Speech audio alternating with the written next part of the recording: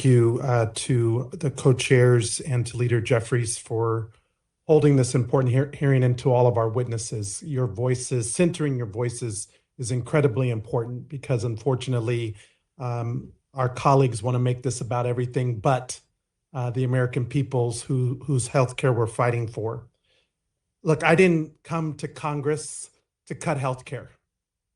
I came to create more opportunities for the people that I represent in Nevada's 4th District. And my district actually covers 50,000 square miles.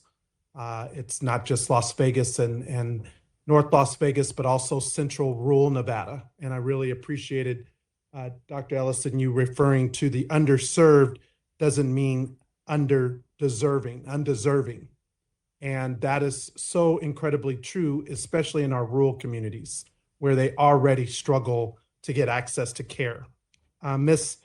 Baruth, you spoke about this and earlier today and again during your testimony about the challenges that people in rural America face in getting access to healthcare already, and how both the cuts to Medicaid, along with some of the transportation and other barriers, the workforce shortages, contribute to the challenges that they already face. And I just heard earlier today, this administration apparently found $40 billion to bail out Argentina. But to be clear, extending the enhanced premium tax credits for 1 year cost $20 billion.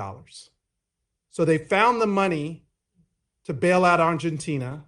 They found the time and the money to give tax breaks to billionaires like Jeff Bezos and Elon Musk, but they don't have the time and don't have the respect to call the House back into session so that we can deal with this Republican healthcare crisis.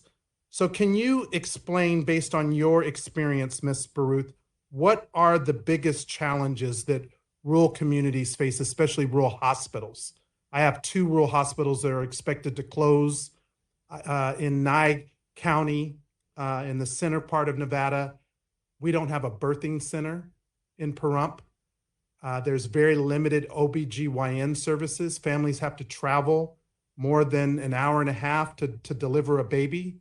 And that's if they even have access to transportation and some of the other issues that you noted. And how would a spike in premiums next year deepen the problems that are already being experienced in rural America?